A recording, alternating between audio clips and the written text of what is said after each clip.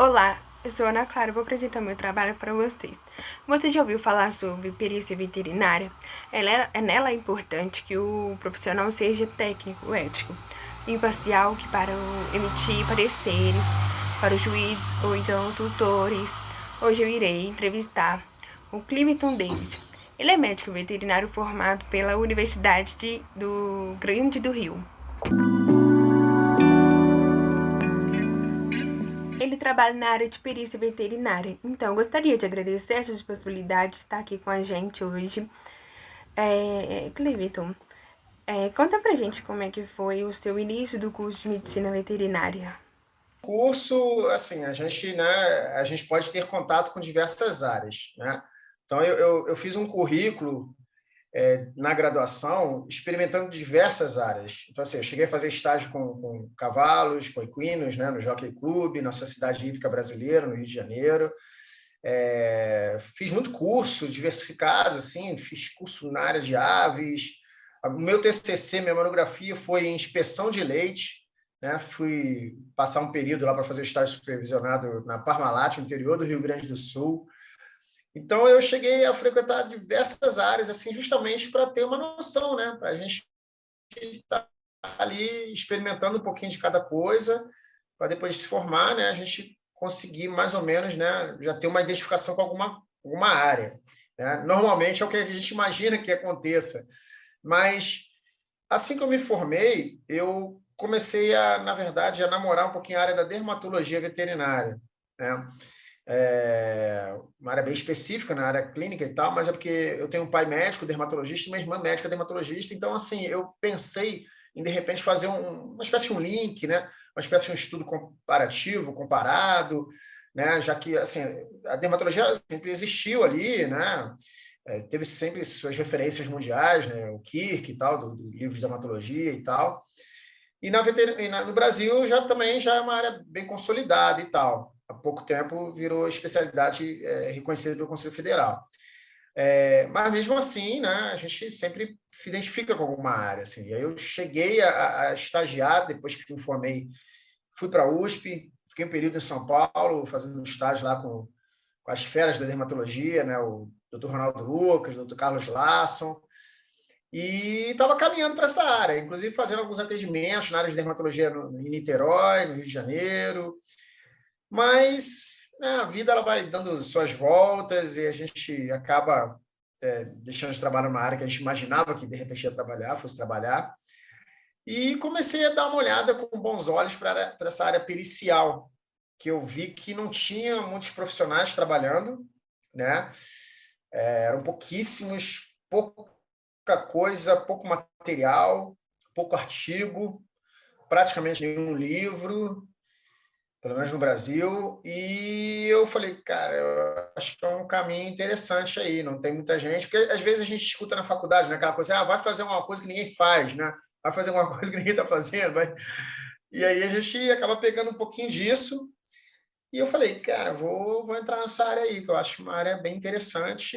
Eu acho assim, que eu tenho um perfil para trabalhar na área, porque né, sou meio metódico, tenho minhas manias, e eu acho que você tem que ter um mínimo de organização, um pouco de seriedade, né? Tem que ter alguns atributos, porque é uma área né, bem séria, né? Lida com justiça diretamente, né? É uma área que já foge um pouquinho ao que a gente está acostumado na faculdade, em termos de clínica e tudo mais. E eu falei, vou entrar nessa área aí. E entrei. O crescimento da área de perícia veterinária, ela vem se mostrando cada vez mais. Pode ser questão de facilidade de acesso de informação por conta da rede social, né? Ou se realmente para você que está na área vem crescendo bastante nos últimos anos, isso vem realmente crescendo nos últimos anos. Nos últimos anos já vem crescendo, sim. Né? Quando eu comecei, de fato, não tinha muitos casos, eram pouquíssimos profissionais trabalhando na área também, né? Quase não tinha. Então, hoje, a perícia veterinária já é uma realidade, de fato. A área de perícia veterinária, o que você tem iniciado na atuação? Você trabalha em áreas diferentes, pequenos animais, grandes animais, Ou existe nicho específico na atuação para o perito? Independe da área, né? A área de perícia veterinária ela é muito abrangente, então, assim, tem áreas de grandes animais, sei lá, tipo acidentes envolvendo grandes animais, um poste cai em cima de uns cavalos, de uma fiação e atinge os cavalos de uma fazenda, alguma coisa assim. Existem casos, às vezes, peguei recentemente um caso de derramamento de óleo, em que houve o óbito de mais de 200 cabeças de gado numa fazenda. Temos casos também... O forte mesmo, assim, a parte pior, realmente são as partes de pequenos animais de erros médicos. Mas também temos casos, por exemplo, de maus tratos envolvendo, na verdade, uma questão de briga de vizinhança, né? Então, por exemplo, já peguei um caso em que uma tutora ela era acusada de ser acumuladora de animais e de não cuidar tão bem dos animais que ela tinha dentro de um apartamento pequeno. E aí os animais haviam a suspeita de que não eram bem cuidados, então tinha um cheiro muito forte, odor, latidos excessivos, e aí o condomínio, né, um grupo de moradores entrou com processo contra a tutora para ela ou passar a cuidar melhor desses animais ou de se desfazer no sentido de repente, levar para um abrigo, alguma coisa assim, porque era nítido assim, que o pessoal percebia que estava havendo algumas situações de maus tratos, né, de um não bom trato em relação aos animais. Então, tem muito essa questão de briga de vizinhança. Não a parte criminal, de fato, né? Essa aí já é a parte de perícia criminal. Mas poderia falar sobre o perfil das pessoas para atuarem nessa área? Quais são as características que você acha que são interesse para que goste dessa área?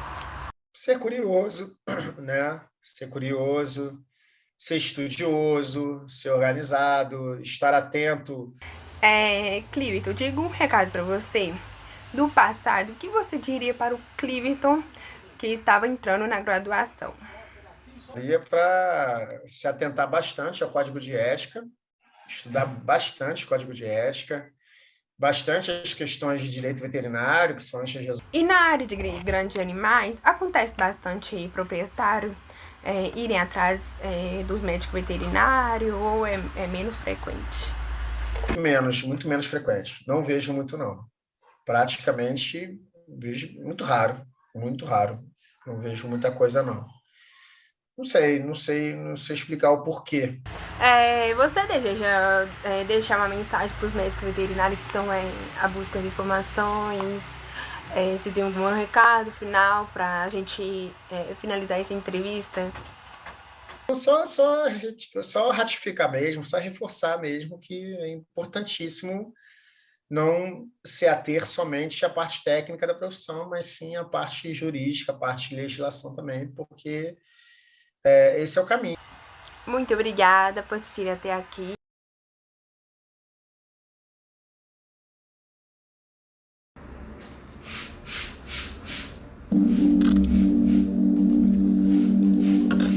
A Delegacia de Proteção ao Meio Ambiente lida com toda sorte de crimes ambientais, mas mais de 70% das ocorrências que chegam à Delegacia de Proteção ao Meio Ambiente versam sobre maus tratos aos animais. E eu lidava especificamente com esse tipo de crime. Nesse dia especificamente, era um domingo, eu estava na minha folga, num bar ali no Grajaú com um amigo, a gente estava conversando, recebi um telefonema. A pessoa relatando que numa casa, coincidentemente no Grajaú, havia muitos gatos presos e o proprietário havia se mudado há cerca de 15 dias e os gatos estavam completamente presos, isolados na casa, sem água, sem alimento, sem nenhum tipo de cuidado. Eu fiquei meio preocupado na hora quando escutei aquilo, porque é uma situação que requer uma certa urgência e o horário era em torno de 8 horas da noite, 8h30, 9 horas. Não dava para a gente acionar nenhuma unidade policial para ir lá dar um atendimento e que se propusesse a fazer o que deveria ser feito, né? Que é entrar no local e averiguar a situação. E eu fiquei naquela dúvida, as pessoas dizendo, os protetores pedindo, por favor, para que eu fizesse algo, para que tirasse os animais da casa. Eu cheguei lá no local, era um portão de ferro enorme, né, com um cadeado. Eu ouvi os gatos miavam muito dentro da casa. A casa estava completamente fechada. Eu consegui ver ainda pela janela um gato circulando dentro da casa. Um vizinho né, de fora falou, não, essa situação está acontecendo e tal, os animais estão aí dentro. E eu falei, pô, eu vou arrombar esse cadeado, não vou. Eu só falei com um vizinho, né, só tem uma testemunha, estava muito preocupado. Apesar da Constituição garantir isso, falar que esse tipo de conduta é crime, é um flagrante delito, e em um caso de flagrante delito você não precisa de autorização judicial ou de autorização de quem quer que seja para entrar no local e fazer cessar aquele crime, aquela atividade criminosa. Fui, peguei uma barra de ferro e rodei a corrente de forma a abrir o cadeado. Ele não chegou a quebrar, mas ele abriu. Quando ele abriu, eu entrei pelo portão e falei com uma vizinha. Conversei com ela, me identifiquei com um policial, ela bem assustada, perguntando como eu havia entrado ali. Eu expliquei para ela que havia forçado o cadeado. Ela falou que eu não deveria fazer aquilo e tal, mas ainda assim eu insisti, perguntei, ela acabou cedendo e me informando que os vizinhos haviam realmente se mudado há cerca de 15 dias, que largaram os gatos na casa, os animais estavam sem nenhum tipo de assistência, sem comida, sem água, situação bem ruim pelo que ela relatou. E eu, diante do relato dela e do relato do vizinho do lado que me emprestou a barra de ferro, eu depois de pensar muito e discutir com essa vizinha, né, eu resolvi arrombar a casa. Mas o maior problema ali na hora é você tomar essa decisão entre fazer algo e não fazer. É uma questão que está acima das leis, não é só lei.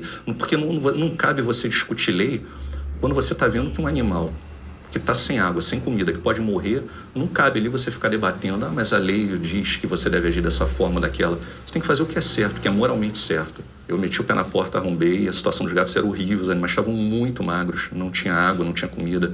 Se a gente não tivesse entrado ali, com certeza alguns teriam morrido. Consegui posteriormente fazer a identificação do vizinho, né, pelo endereço, qual era o nome dele, ele havia se mudado para a região dos Lagos. Intimei e foi para a justiça. Mas ele ficou bem revoltado, bem chateado quando viu a porta da casa dele arrombada, apesar de estar há mais de 15 dias sem cuidar dos animais. A gente lida com essas situações e muitas vezes até com um deboche do autor do crime, né? Isso é uma situação bem complicada, assim, porque você tem que se blindar emocionalmente para poder não agir da forma como seus sentimentos lhe impõem, né? De xingar a pessoa, bater, agredir. Você tem que se blindar contra aquilo, tem que ser frio no trabalho. E a gente vai aprendendo a ficar frio trabalhando. No início eu me envolvia muito emocionalmente, aquilo me consumia. Depois de um tempo eu já conseguia manter uma distância e fazer o que a lei me determinava.